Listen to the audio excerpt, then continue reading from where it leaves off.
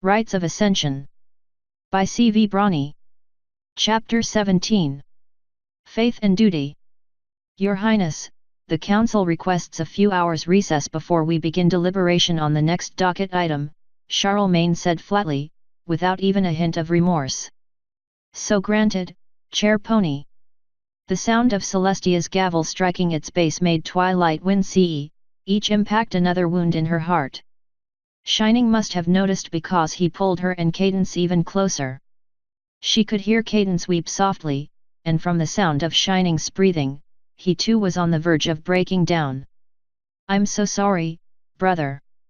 This wasn't your failure, it was mine. I couldn't do anything."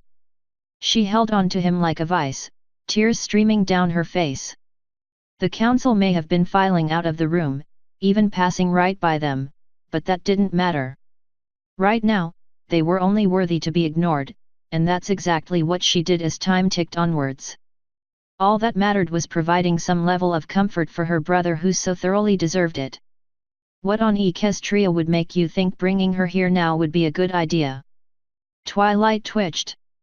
After such a long time, all the others should have been gone. Charlemagne, though, seemed to still be here.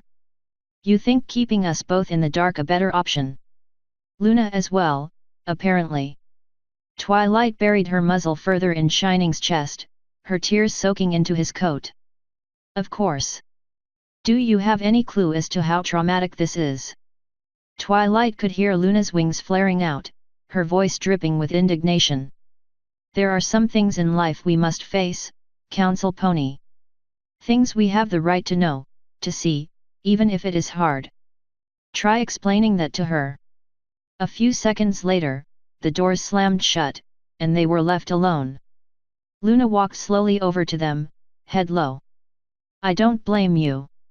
Twilight lifted her head. I blame him and the council. Maybe even Celestia a little bit. It's not Charlemagne's fault, Shining interjected, sniffing a bit. I've never seen my brother even come close to crying before. Cadence put a hoof up to his lips. Hush, darling. Allow me. Shining nodded and placed his chin on her shoulder while she talked. Shining struck a deal with Charlemagne. If he could, Luna placed a hoof on Cadence's back.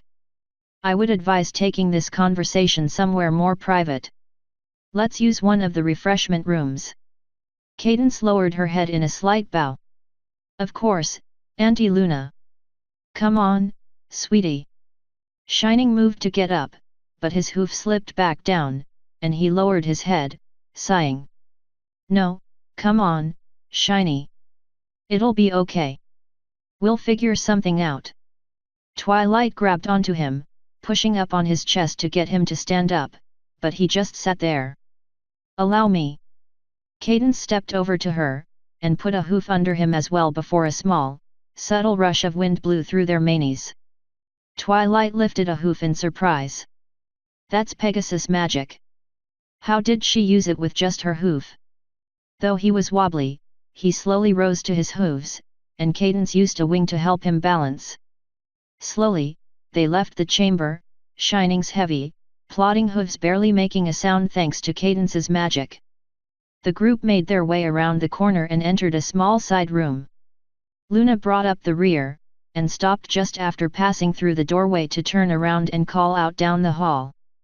Acolyte Arcane Edge, Paladin Silhouette, to me. Two night guards appeared from around a corner, one the stallion she'd known from her training, and one female she'd never seen before. They silently stooped to a deep, supplicating bow, and spoke in unison. Sovereign, what is your will? Luna walked back into the room and started closing the doors. Keep guard. My sister, should she deign to show herself, is allowed inside. Should a member of the council wish to enter, you have my permission to be more forceful in your duties. Yes, Sovereign. Twilight could see a smile on one of them just before the door closed. The moment they clacked shut, Shining flopped down on a large cushion, daintily followed by his wife. The sun streamed in through the windows, blanketing their coats in a soft, warm glow.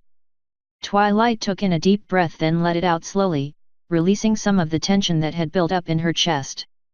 As the adrenaline drained, she let her muscles relax and dropped down next to her brother, leaning against him. "I never really thought this would be how it would all end," Shining half whispered, his voice cracking. "You know, my career. My crown." "Hush, darling." Cadence squeezed him with a wing. "It's not over yet. Charlemagne keeps his promises. He'll try to stop them from taking your crown." Twilight shuddered.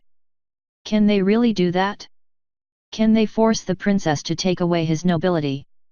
Luna scoffed. "In theory," she said, wandering over and behind a large bar that looked well stocked with liquor. "The council is supposed to be the voice of the citizens, as Equestria is far, far too large for us to rule on our own. How much they truly are, this is neither here nor there on this matter. If they vote in unison on a topic that our ponies are so riled up about, there's little they cannot get Celestia to concede. And make no mistake, our ponies are quite upset over how weak Canterlot seems due to the attack. Small riots have broken out in Manhattan, Shanghai, Merrill-Asia, even Cloudsdale has had a disturbance. Naturally, firing the one in charge of Canterlot's defense is an easy way for the council to calm things down, even if that decision could later prove short-sighted. However, regardless of the future consequences, once the charge was laid and the demand given, had Celestia not acted, the whole thing might have turned into small rebellions rather than just unfocused anger. There is already an organized resistance in Stalingrad, we cannot risk that spreading." Shining deflated even more. "I was trying to do right by our military, right by our soldiers. I never thought no good deed goes unpunished, Prince," Luna said, looking around the cabinets behind the bar. "The silver lining is that your wife is correct. Charlemagne, politician though he is, will keep his word. In addition, unlike discharging you from the military, the task of taking your crown from you is fraught with danger. Like so many other things the council may wish to do, this is extremely likely to blow up in their faces, allowing my sister to pick up the pieces and gain an advantage." Twilight's ears perked up at this, though they were sore for having been flat against her head for such a long time. "Why is it so much more difficult? This seems like nothing more than a changeling hunt to me." Various objects banged and clattered behind the counter. Luna was looking at it. "Oh, it is, but you have to understand the precedent here. The reason Charlemagne asked Shining if he was complicit in the attack and even tried that angle at all was because the council wanted him to be guilty of more than merely not seeing the attack coming. If he was somehow involved, there could be a criminal trial, and taking the crown would be easy." "Hold on." Twilight lifted up her hooves, stopping Luna's explanation. "You said Charlemagne was working with Shiny." "He is," Cadence chimed in. "But remember, as chair pony, he has to represent the council in official hearings no matter what his personal views are. The position gives him power, but also ties his hooves. Most of his influence lies in the political back channels. Which is why the real fight has yet to come." Luna pulled out a set of bartending tools and arranged them on the countertop. "Fortunately, issues of nobility are a civilian matter, which means I have a say in the final outcome. For Shining's sake, however, I shall keep my big mouth shut until the final vote. Any push I make privately is likely to backfire." Cadence stood up and stretched out her wings. "Speaking of, I should get going and get to work. Your efforts might backfire, but mine won't." She leaned down to give Shining a gentle kiss, which he returned. "Stay here, sweetie. Let me fight for you for a change." He silently mouthed some words of thanks, tears welling up in his eyes. Luna rustled around in some drawers. "I'd clean up a bit first, Cadence. You look like a disaster." "Well, all three of you do, honestly." Cadence bowed and left the room, the night guard closing the doors behind her. Twilight sighed, shifting her weight so Shining could lean on her a little. Luna grumbled. "Where is the... Ah, here it is." A cocktail shaker floated through the air and landed on the bar top. Cadence is an effective negotiator, and can read ponies better than any pony save perhaps Celestia. Because of her, there is yet hope. Princess. Twilight stared at her directly in the eyes. How bad is it? Give me the truth. Luna's shoulders slumped a bit. The truth? The truth is that it's difficult to be certain. If the council was ignoring all the consequences of what such a decision would do, your brother would already have his title stripped from him. But that's not what's going on here, so that's not what I want to know, Twilight asserted, pointing a hoof. Correct. Luna started tossing bar implements and liquors around, making them dance and spin in her magic. Since they failed to convict Shining of any deliberate wrongdoing, and only held a vote of no confidence, this makes things more complicated. Basically, they convicted me of incompetence. Shining groaned. And since there are so many there with family members that are actually, factually incompetent, taking the title of prince away from me means that it becomes much easier for lesser titles to be taken away under even less pretense. At that point, it would only take one angry duke to turn the nobility into a circular firing squad. Twilight clopped a hoof on the ground. Which means that if they take away your title, suddenly every single member of the nobility is fair game for almost anything. Just so, Luna said right before shaking her cocktail vigorously. I honestly wonder what Celestia has planned for this. I wish she'd share more with me. Still, disaster though this is, either outcome could wind up backfiring on the council. Either Prince Shining gets more time to dedicate to rebuilding his image and giving the Dukes hell on the civilian stage, or they remove his noble rank too and the council potentially destroys itself from within. I can't say I agree with either outcome. He's been too valuable a military leader to just let go in times like this. Even with my restricted military intelligence access I can see that much. When she was finally done, she poured her drink into a martini glass and garnished it with a sliver of lime zest. Humph. Or, his effectiveness is exactly why they let him go. Twilight mused. Yet, despite her anger, she couldn't help but observe the drink Luna had made. To just casually start making it before lunch like that was like a beacon to her curiosity. There had to be a reason. What are you making? A cocktail, obviously, Luna replied, grinning. Almost done. She placed the bottom of both of her forehooves together, one on top of another, and then separated them. In between them, and resting on the lower hoof, appeared a blue bottle. It was fat and round at the bottom with a long, thin neck. With a slight twist, she pulled out the cork and poured a small amount of the liquid. The clear liquid in the glass started to change color rapidly, going from clear, to sea green, to dark blue, and finally clear once again. Twilight could hear fizzing, but there were no bubbles. Curiosity getting the better of her, she got up and wandered over to the glass only to find her brother was right beside her. It's still fizzing. Is it fizzing? He asked, his tears drying up. Did it fizz? Twilight added. Welcome back, brother. It's good to see that curious side of you again. Sort of. Shining, go ahead and take a whiff. Don't drink. Just smell. Twilight, keep your distance. The siblings looked at each other with mirrored expressions, both with one eyebrow up and half a frown. Even their verbal response was the same. Okay, Twilight looked at it, but didn't quite keep her distance. Instead, she put her ear up to it. Can't smell it like this, at least.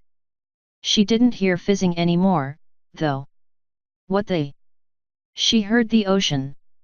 Waves crashing, wind roaring, and under that she could swear she even heard seagulls crying. Now, Twilight, give your brother room. Luna winked. Shining leaned forward and placed his nose right over the glass. His nostrils flared as he inhaled the air over the drink, followed by jolting backwards right on his side in a coughing fit. Shiny. Are you okay? Twilight rushed over and used her hooves to stabilize him and get him to stop flailing, then lifted him back up on his haunches. "Come on, say something." He coughed, trying. He coughed again. "Ugh. Whoa." Shining listed and leaned right into Twilight hard enough that she had to push hard to keep him from crushing her. "I keep forgetting how heavy he is. So much muscle, he might as well be an earth pony." Uaic. Ugh. He finally readjusted himself and sat balanced on his haunches. "What in Tartarus was in that? Feels like I just downed a couple of ales." "Tide water," Luna replied, snickering like a schoolgirl. "'Tis a most potent drink devised by alicorns, for alicorns. Even breathing the vapors can lead a normal pony to become intoxicated. And, it is just about the only drink currently in existence that can get a full alicorn completely drunk. I could imbibe the entire cabinet behind me and only get ever so slightly tipsy. But this..." She held up the bottle. "This divine distillation of magic is the exception. I am the only keeper of the recipe left, though dear sister wishes I had forgotten it. She even tries to destroy my hidden stockpiles. Humph. Just because her vice of cake and sweets only plumps out her rump and mine makes me intoxicated does not give her the right to judge. That's not an excuse to get my brother drunk." She put a foreleg around him. "Look at him." Shining shook his head harshly. I think I'm okay." "Wow, though. What would happen if I drank that?" Luna shrugged and took a sip. "You'd be severely intoxicated to the point of hospitalization, rather than merely a little relaxed." "Still," Twilight protested. "Princess, neither of us drink." Luna blinked. "You don't drink? I do not comprehend what you are saying." Twilight groaned and rolled her eyes. "We don't drink? Neither of us? Ever?" Luna asked, sounding a bit like a filly. "Well," Shining interjected, "I have an ale or two occasionally, but never any more than that. Ever. This is fading quick, but it might be the most I've ever had, so to speak." Luna blinked again. "I still don't quite understand this. How can you just not drink?" "Because we're powerful."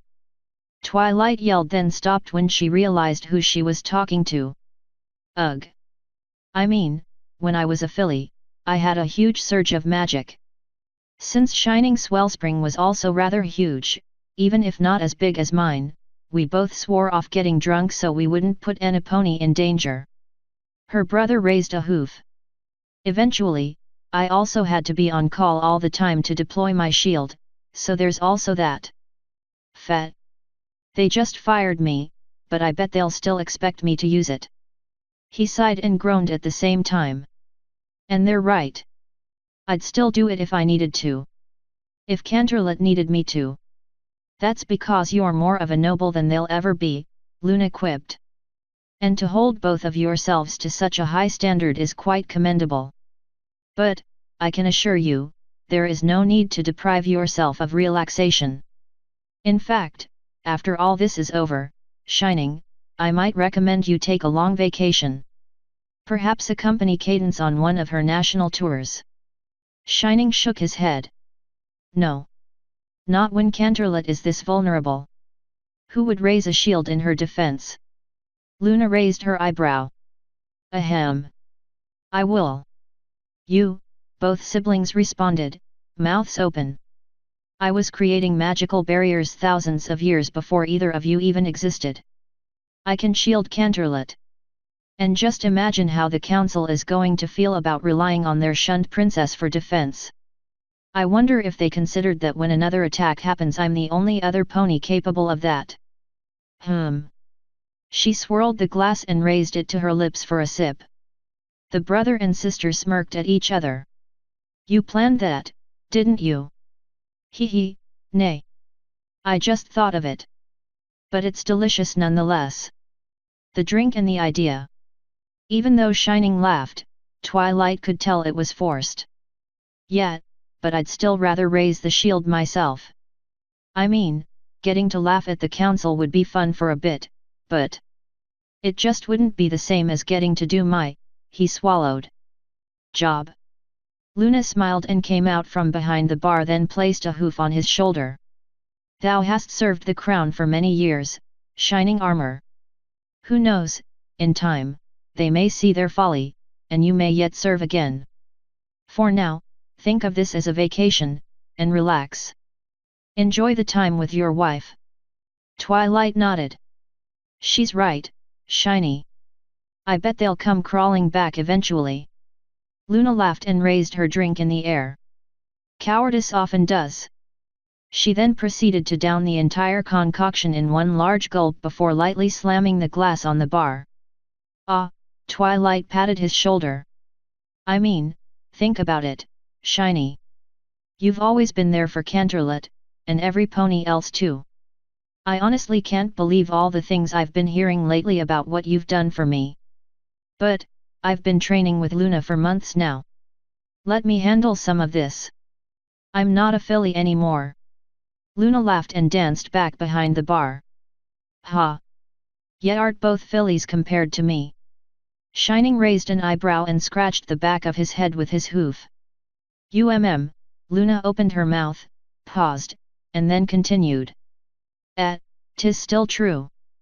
All of it.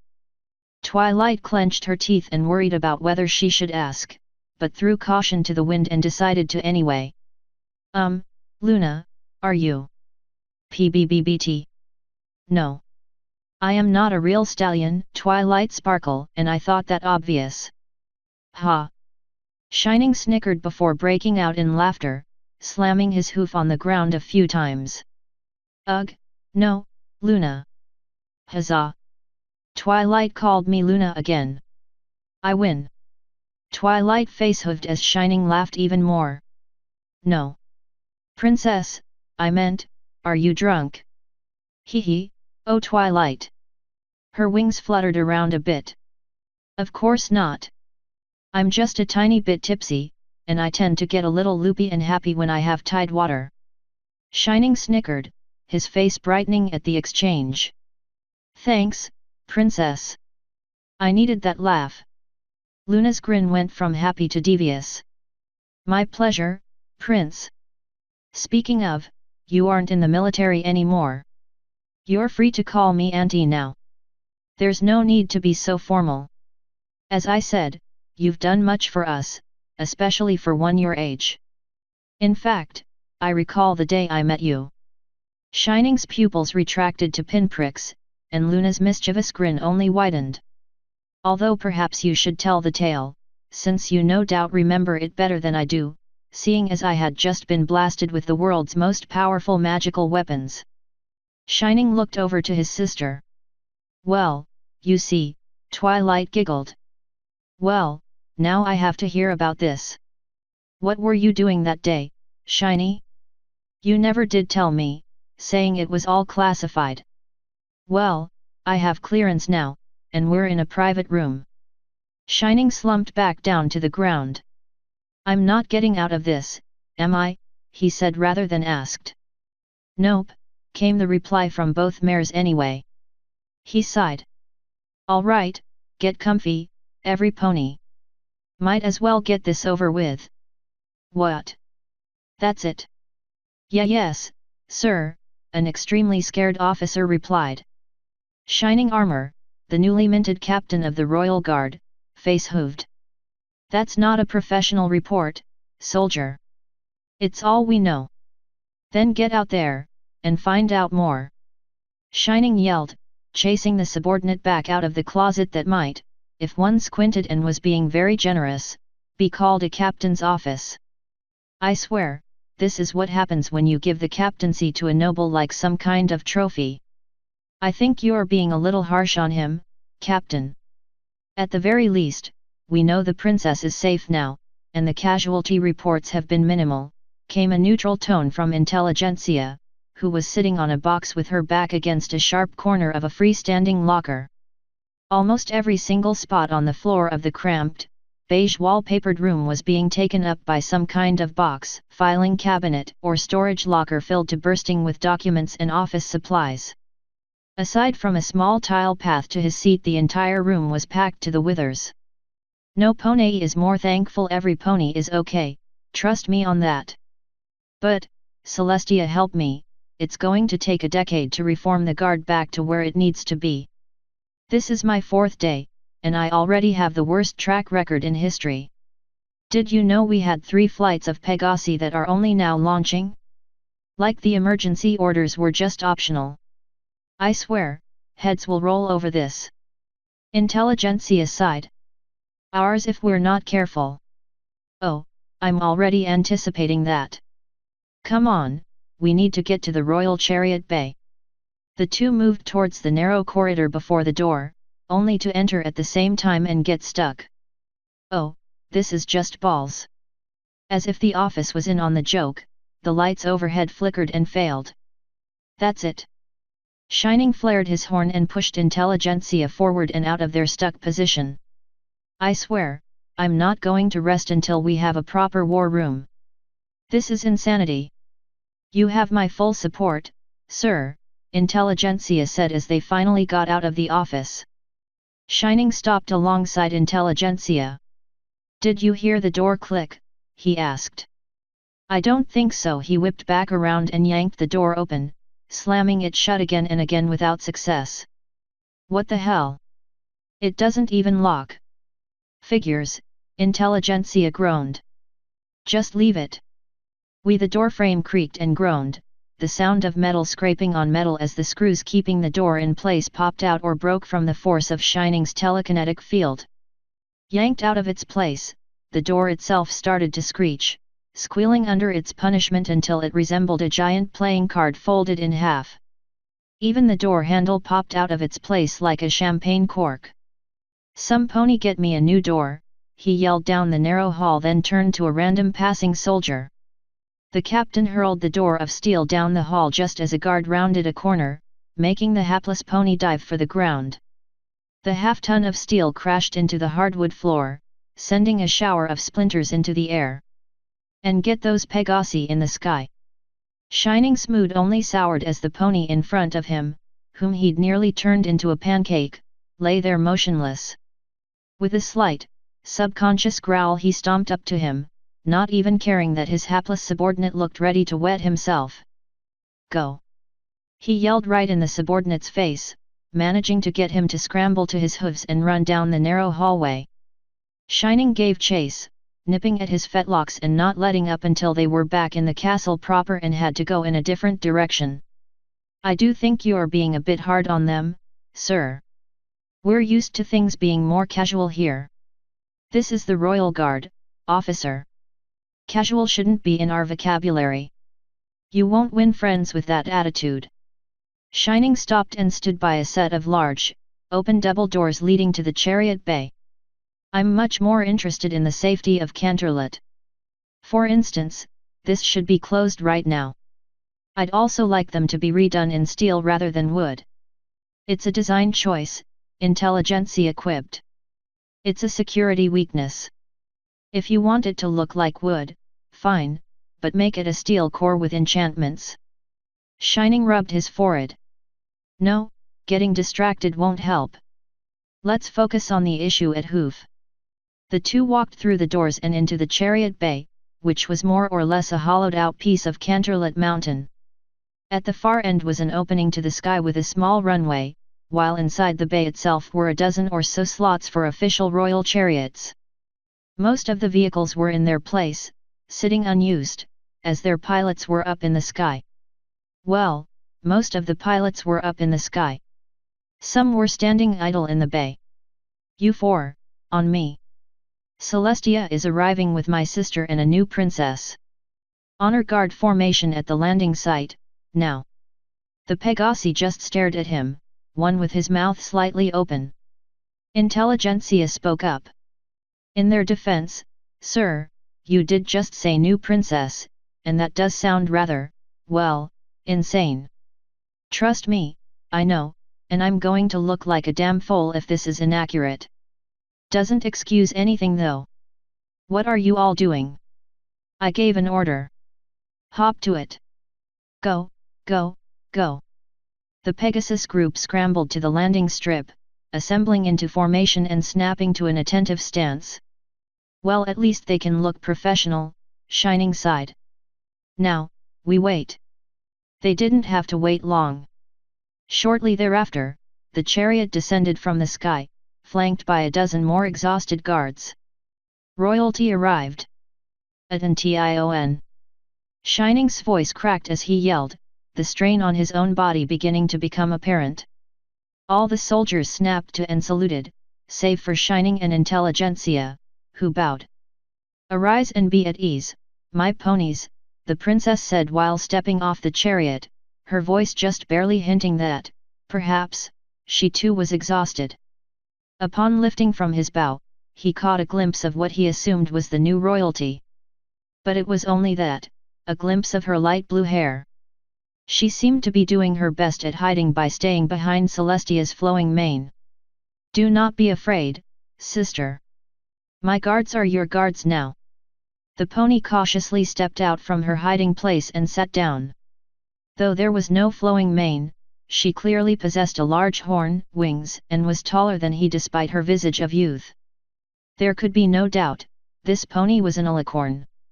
Captain Armor, I'd like you to meet my sister, Princess Luna. She has been redeemed and has agreed to peacefully resume her role at my side. Hey, Intelligentsia blurted out. Shining gave her a quick, mean look, and she went back to attention. With a deep breath, Shining approached the smaller alicorn and dropped into a bow once again. Time passed as he held his head low, the seconds each adding an additional burning sensation in his tired legs. When he finally looked ever so slightly back up at her, he found her staring at him as well, though for what reason he could not discern. She merely looked, with neither malice nor joy nor any other expression in her wide, icy blue eyes. After many more uncomfortable heartbeats, the smaller alicorn turned to her sister and spoke. He's strong, she said. He is indeed, but it is still rude to keep him kneeling for so long. Celestia winked at her. The alicorn turned back to him and nodded, allowing him to exit the bow. Shining cleared his throat. The next few moments would have to be handled delicately. Your Highness, it is good to see you return safe and unharmed. Forgive my soldiers their failures, as my command is clearly not worthy of your grace. I offer my immediate resignation and surrender for punishment as you see fit. Surprisingly, it was the smaller alicorn that reacted first. Her eyes went wide again, and she stepped away from her sister and looked up at her. Celestia gave her only a small glance before responding with the calm, sweet voice she was known for. Please, Shining. Such things are unnecessary. I could not, in good conscience, punish you or your soldiers for failing to hold back the assault of an alicorn, especially my own sister. I may as well ask you to move a mountain or halt a river. Luna seemed to calm with that and moved back under the shadow of her elder sister. Whatever her reaction, though, the political dance wasn't yet done. Nonetheless, this was my failure, and I believe I do have a barrier spell that could halt a small river. I must ask for your judgment of me. Celestia didn't miss a beat. Then I will give it, and I find you innocent and worthy of your station. Now, no more of this. Of course, Your Highness, he said, smiling in a short bow. That was the cover he needed. He'd still have to face calls for his head, but they'd be much quieter now. If I may, communications have been lackluster since your disappearance. We are uncertain as to the entirety of what has transpired. What have you been told? Shining looked over to the smaller alicorn for just a moment, trying and failing to determine a polite way of proceeding. That your sister, Nightmare Moon, imprisoned you in an attempt to usurp the throne but was thwarted by Ponyville mares finding rare magical artifacts and defeating her. We then heard reports that she had surrendered to you. He had to keep his legs from shaking when he saw the sad look on the younger alicorn's face. That felt even worse than I thought it would. That is close, Captain, although missing crucial details, Celestia replied with a calm, even tone. My sister was cleansed of malice by the elements of harmony. I can assure you, she is no longer a threat. She is truly my sister once more, and shall be treated as such. I trust that is not a problem. Shining shook his head. Of course not, Your Majesty. The guard shall serve. Unfortunately, that is all whom I can speak for. You refer to the nobility. You have to admit, this is a major political event. Celestia's horn began to glow, and a case from the chariot floated next to her. I thank you for using restraint in your description, Captain, but I ask that you leave such matters to me.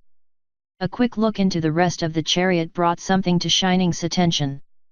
Of course, Princess, but, if you would forgive my asking, where is my sister? Shouldn't she have arrived with you? Celestia looked genuinely taken aback at the question. Oh my, forgive me. I thought you had heard. Shining's heart stopped. Heard what? She decided to stay in Ponyville with her new friends. I've honestly never seen her so happy. Shining's heart beat 20 times in rapid succession, then stopped again. Friends? Indeed. She seems quite taken with them and the town. In fact, she, the smaller alicorn, interrupted her sister with light tapping on her shoulder. His sister, is that the one on approach to the summits? Celestia looked at her and then back at him before responding. Yes, but that is personal information. Luna snapped back to look at the others and shrunk down with embarrassment. Oh, she whispered. She's very strong. That's enough, I think. Captain, my sister and I desire to spend time with each other, privately, as we have much to discuss. If you would be so kind as to clear the halls for us. Shining's heart and other biological functions shocked back into operation. Friends. Celestia's tone got just a bit heavier. Captain. A jolt of pain went down his spine from a light punch from Intelligentsia, and he jumped to attention. Oh, right. Guards. Clear the halls. No one will so much as lay eyes on our princess, princesses. Move. Smooth, Shining, let force of habit put you on the new alicorns. I can't wait to outlive these ponies list. The group moved out back into the castle, with the guards in front clearing out every pony they found and Shining and Intelligentsia just ahead of the princesses. Hey, Captain, Intelligentsia whispered. I thought your sister wasn't exactly the social type. She doesn't make friends that aren't in hardback. I'm going to have to find out what's really going on when I get a chance, but at least I know she isn't hurt, probably. I think you might be worrying a bit much. That's my job, officer. Sorry, Captain. Awkward silence reigned in the halls as ponies were herded out of sight. Shortly, they reached Celestia's tower and the double doors to her personal chambers, and Luna quickly moved inside. Celestia levitated the case in with her and turned to face the two guards' ponies. Captain, I do not want any interruptions for 1 week. A week? But, Your Highness, the Inner Council will heed my commands, my little pony. She smiled at him. I am officially declaring the Council and National Government on holiday as a celebration of my sister's return. The Astral Court, Council matters, and all non-essential services are to be closed for the duration of my absence. I apologize for being so brief, but 1,000 years is a long time to go without seeing one's sister, so I must end things here. As for national security, I will leave that in your capable hooves, Captain. As the doors began to close, gold arcs of electricity and magic sparked across the entryway, filling the air with the scent of ozone. At the moment they shut, a field of ley lines sprang to life within them, generating a shield that easily rivaled any of Shining's best. Nothing short of another alicorn is going to be able to get through that. Well, that went well. Intelligentsia, today has been a disaster, and this just makes it worse. How am I supposed to guard Canterlot with a completely dysfunctional and exhausted force? Not to mention field questions from the ponies about a new princess. She shrugged. Don't ask me. I mean, I saw the nightmare coming, not Princess Luna. Thanks for listening to me on that, by the way. You don't get to rub it in until you help me figure this all out. He poked her on the shoulder. Why me? He smirked. Because you were the one who saw the nightmare coming. Your sister saw her coming as well, I might add. She smirked back.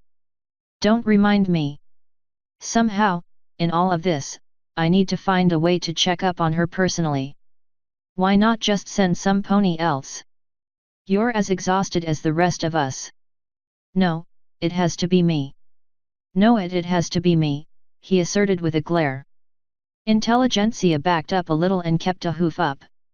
Okay, it has to be you. Loud and clear. Shining backed off a little. Good. Now I just need to figure out where I'm going to find a few hundred fresh soldiers. Wait.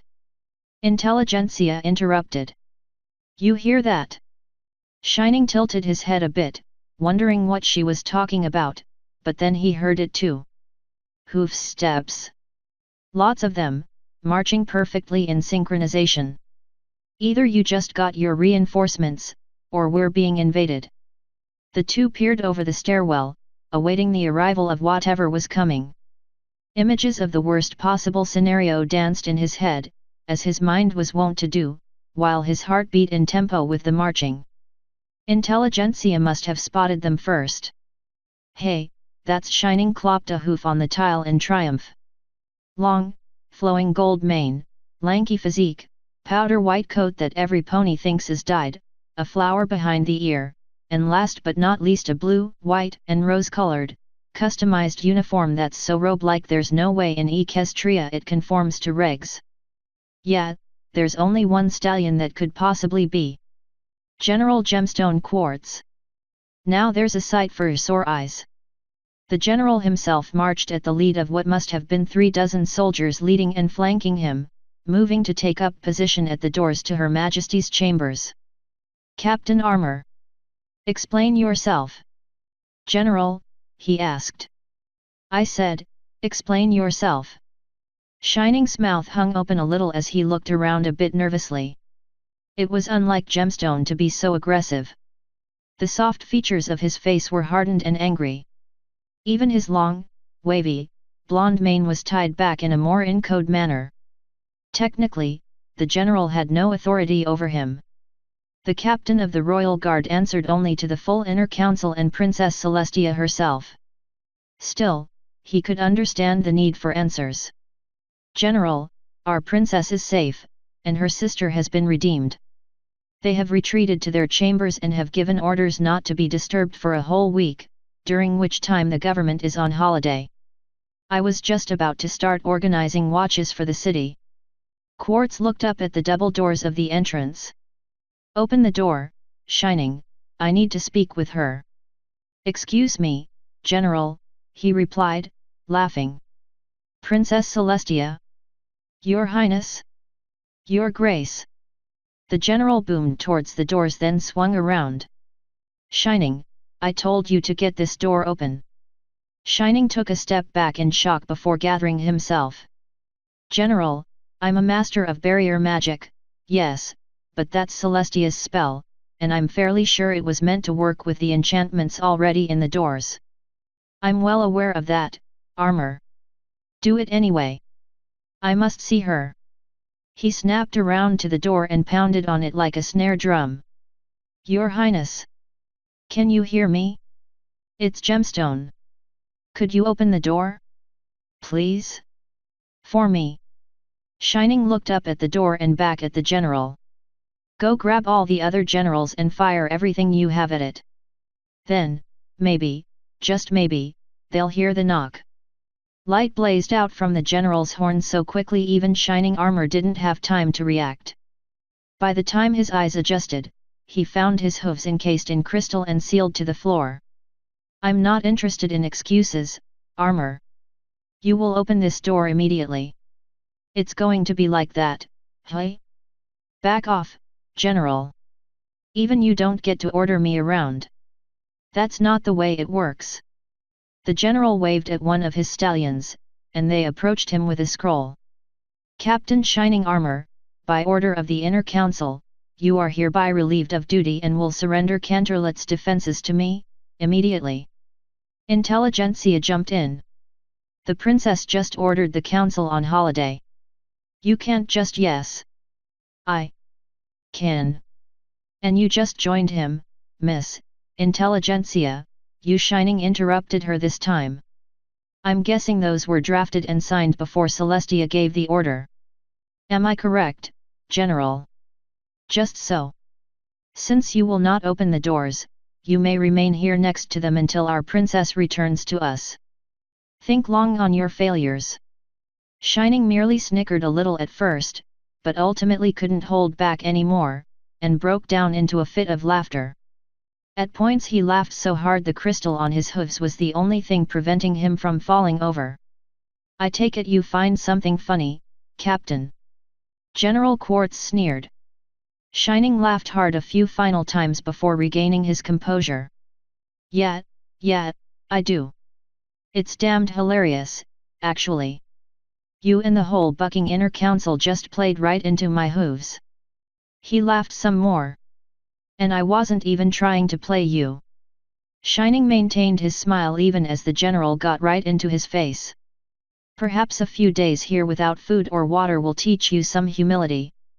Yeah, about that, he said, powering his own horn and casting a spell. 6 beams of purple light shot out from each of his hooves, splitting and shattering the crystals and freeing his limbs. Relieved of duty or not, you have zero authority over me. Try to trap me again, and I'll geld your sorry flank right in front of your troops and then gift wrap your stallionhood for General Blaze as a hearth-warming present. Shining grinned. Or at least I would if anyone could find it. Come on, Intelligentsia, we have a chariot to catch. Leave this damn fool to his fate. Shining took off at a trot down the stairs and paused just before getting out of eyesight of the top. With another grin, he turned around and yelled up. By the way, I bet the nobility is just dying to know that Princess Luna will be joining her sister as their ruler, not to mention all the press is probably lined up at the castle gates already, just dying to ask questions of the pony in charge. Have fun with that. It's probably the last fun you'll get to have for a few years. Shining continued his laugh and even danced a bit as he led his assistant back down the stairs. You enjoyed that, she was laughing too. You're bucking right, I enjoyed that. Did that moron actually think he could just seal me? I just got my GR7 certification. Shining shook his head. General Quartz is usually a lot more level-headed. Intelligentsia rolled her eyes. Anytime something comes up that directly threatens the princess's safety, he tends to act a bit rashly. Shining tilted his head in thought. Really? Wonder why? Yeah, it's a mystery, she deadpanned. Nothing. So where are we going? You said something about a chariot.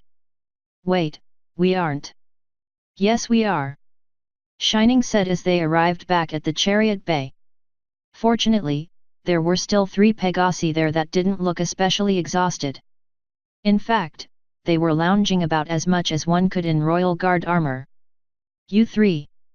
Get a chariot ready ASAP. The Pegasi looked at him.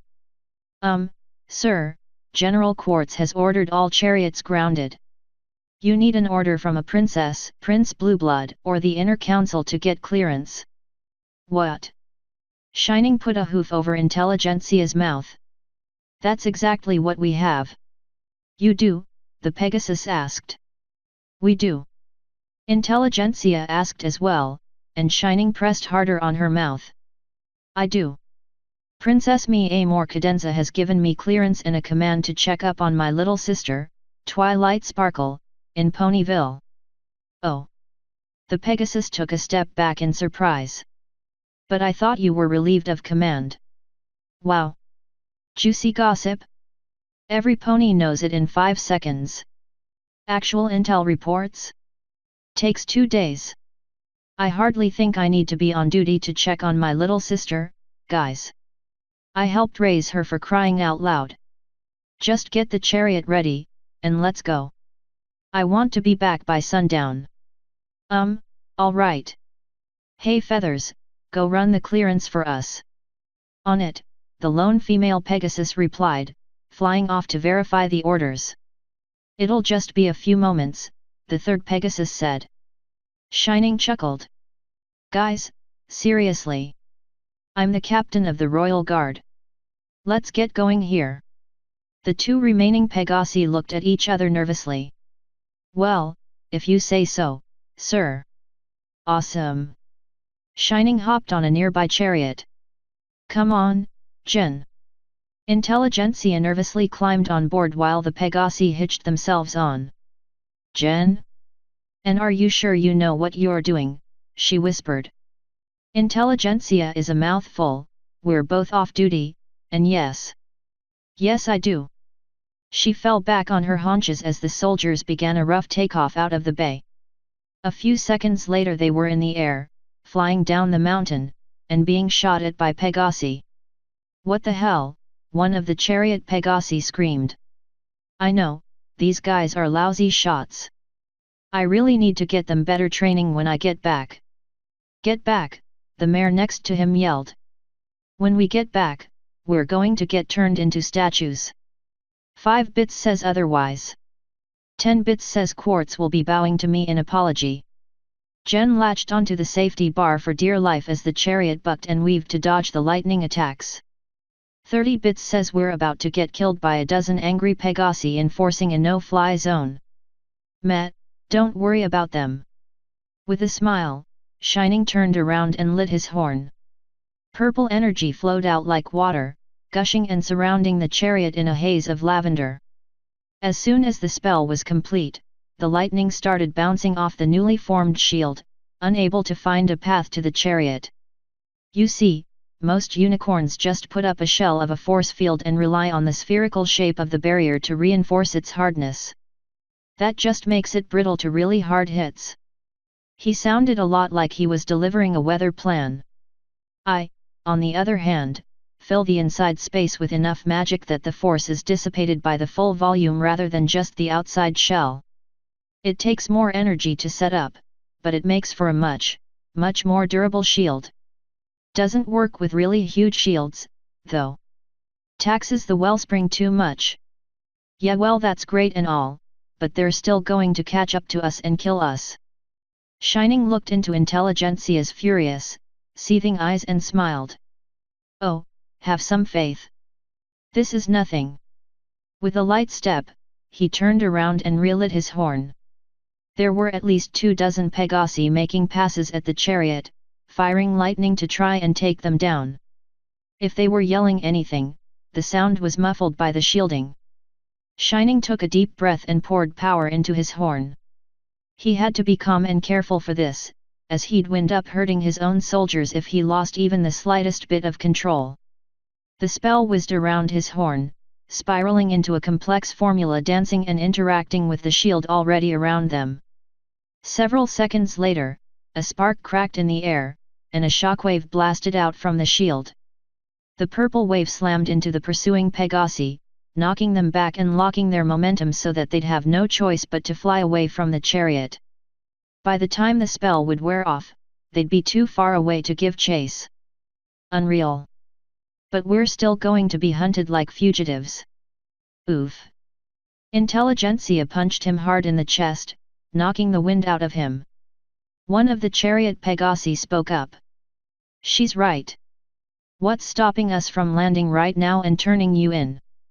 Relax, you three. We're going to be just fine. Cadence will back me up. Who? All three asked. Princess Mi Amor Cadenza. She's an old friend, I've known her since fullhood. Like a princess is going to stick her neck out for a stunt like this. Intelligentsia kept yelling. And even if she did, it wouldn't change anything. Oh, she will. Wouldn't be the first time. And I'm surprised at you, Jen. At me. Yet, you of all ponies should be able to see a larger picture. Here, look at it this way. What would happen if Cadence did go ahead and say she gave that order? Intelligentsia stared at him, huffing and angry. Come on, think it through. Shining was smiling like a fiend. Well, the treason charges. Oh sweet Celestia, we're going to be statues, Jen. Focus. After a few more calming breaths, she continued. The charges would be dropped and, most likely, they'd start an investigation as to why her orders weren't followed. You're sure she'll come through? The left Pegasus asked. Completely, and even if she doesn't, I'll take the blame fully. You guys are in the clear. But, still not done. Not done? Jen asked. Nope. Shining beamed, still unable to contain his grin. Keep thinking it through. He could practically see the gears turning in her head. Well, odds are the investigation will find the communications deficiencies in the guard end. You planned all this, didn't you? Shining let out a huge laugh. Yup. Well, kind of. Kind of. Some of it was spur of the moment, but I knew we'd be okay pretty early on. Intelligentsia leaned over the side of the vehicle. I think I'm going to be sick. Ah, come on, Jen. Think about how great this is. Quartz is going to have to tell the princess and the council one of two things. If he tries to avoid responsibility for letting us get away by saying the guard is a mess, then he has to side with me in asking for reforms, funding, additional authority, etc. If he says everything in the guard is fine and we're continuing to uphold a proud tradition, blah blah blah, he looks like a complete blowhard, because we got away. He's trapped. And if your girlfriend sells us down the river? Shining chuckled a little. She's not my girlfriend, General, she's just a friend from my foalhood, and I seriously doubt she'll hang me out to dry. All she'll need to hear is twilight sparkle and shining armor. I'm certain she'll want me to beg forgiveness after all is said and done, maybe even have me do something for her in exchange, but she'll help. Trust me. The mare seemed to calm down a little and sat back in the chariot. For some pony who is easily one of the largest worrywarts in Canterlot, you're awfully calm about what might happen to us after this. His smile became a little less cocky and a little more wistful at that. Well, I always worry more about my family than myself. Anything can happen to me. I'm expendable. Twilight, though? She's far, far more important than I am. So it's an inferiority complex then. TCH, he slumped down next to her hard, his fatigue starting to show. It's not an inferiority complex, Intelligentsia.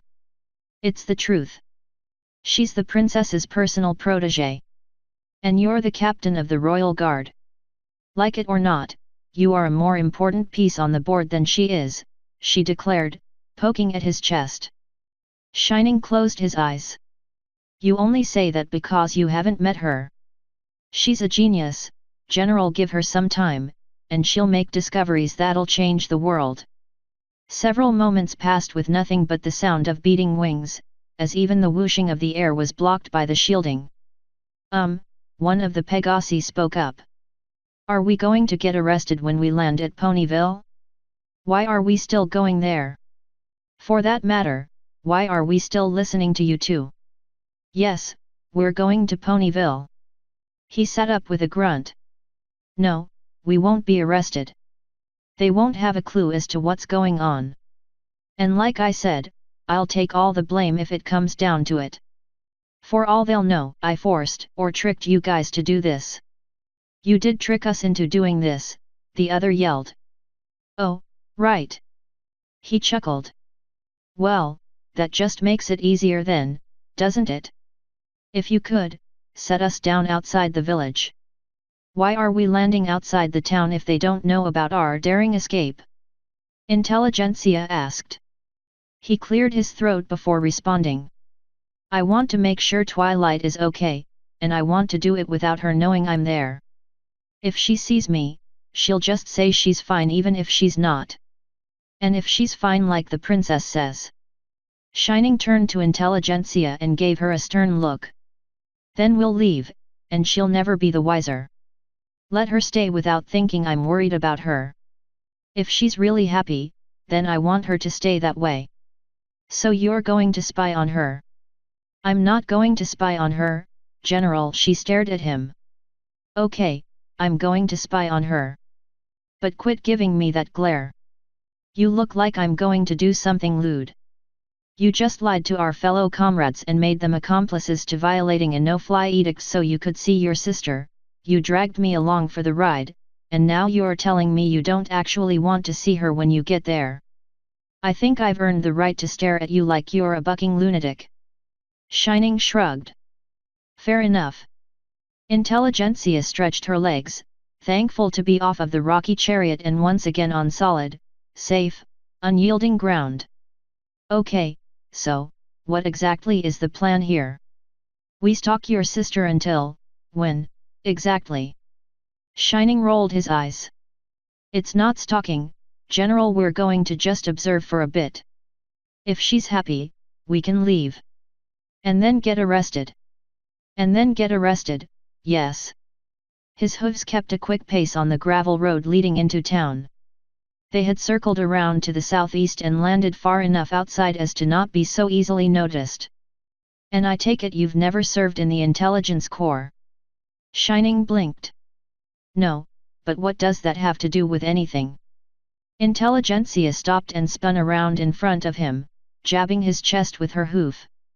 Because we're about to enter town and try to be stealthy while wearing our uniforms. Oh. Right, that's a problem there. Take it off, and fold it up. I'll stash them in the bushes over there, put a spell on them. Then, we'll split up. Try not to do anything stupid. Shining took off his cap. Which of us is the one leading this again? This isn't a military OP, so there's no official leader, she flatly said, taking off her own uniform. Shining smiled, taking his off too. She can't be that mad if she's being so matter-of-fact. Wait. Jen raised a hoof, getting Shining to stop mid-strip. What? He asked. Jen strode up to him and started weaving a spell. You're likely to be recognized by the town's ponies if you just walk in. You don't want to have to explain to your sister later on how you snooped on her, do you? Shining resumed taking off the uniform. Ah, right, good point. I suppose that's a glamour spell. My illusions are too crude for that. Just because it's an earth pony town doesn't mean there aren't unicorns here that can see through it. I'm going to change your coat and mane color instead. Shining's mouth popped open for a moment. Wait, what? You can. A blast of magic cut him off along with a purple cloud of quickly dissipating magic fog. Wait a minute. Purple? As he feared, his coat was now a brilliant, regal shade of purple. Oh, Celestia, no. You are not dressing me up in this color. Jen waved a dismissive hoof. It's fine. No one will know it's you this way. Shining looked himself over again. His mane was now much darker. Nearly black. Are you kidding? I look like my sister as a guy. You are your sister's brother, you know that, right? Shining towered over her, then leaned down to put his face right in front of hers. And do we want these ponies associating me with her? Jen looked down at him and then back up. Good point. Hold still. He sat back down and sighed. Make it fast, Jen, before some pony sees us. One more spell later and he was dissipating cyan fog this time. Gazing around at his body, he looked as if he should be a Pegasus instead of a unicorn, but it would do. Grey and black for the mane? I suppose that works. Give me more warning next time, though. The two of them got up and started towards the village. Sir, with all due respect, I hope there isn't a next time we have to do something like this. Same here, General, same here. Author's note, hi all. Sorry this one took so long. I was in and am still in the process of editing a lot of other stuff, including 18 along with Love and Barriers, a new side story coming soon. I'm honestly even more nervous about this chapter than normal after the stunned reaction of the last chapter. Hopefully this one explains a few things. And yes, this one is a two-parter. At least it isn't as huge a cliffhanger as last time. There's no anvil hanging over someone's head. Winky face, but, given that the next chapter is also nearly 10k words, I really felt I had to split it up into two parts. In truth, given how important the last chapter was to the story and given that this one expands on that, I can't help but be terrified about whether the story as a whole will go okay. I don't know if this is just my normal worrywart self or if there's a larger underlying problem, but... well, the show must go on. It's been nearly a month since the last release, so something has to get posted. I hope it's worth the wait. I will also say this. In this story, there will be defeats as well as victories for Chui and other characters. That was an important rule I set for myself when I first started writing this. Chui can't win all the time. Even when she wins, there can be caveats, and when she loses, there can be silver linings. Also, there will be political drama, and there will be personal drama. It's principally going to be adventure, especially starting in Block 4, but you can bet I'm going to be throwing you some curveballs and big emotional hits. Or at least I'll be trying to. Thank you very much for sticking with me this far, and I hope to see you all enjoying my story for many, many chapters to come. CV. End author's note.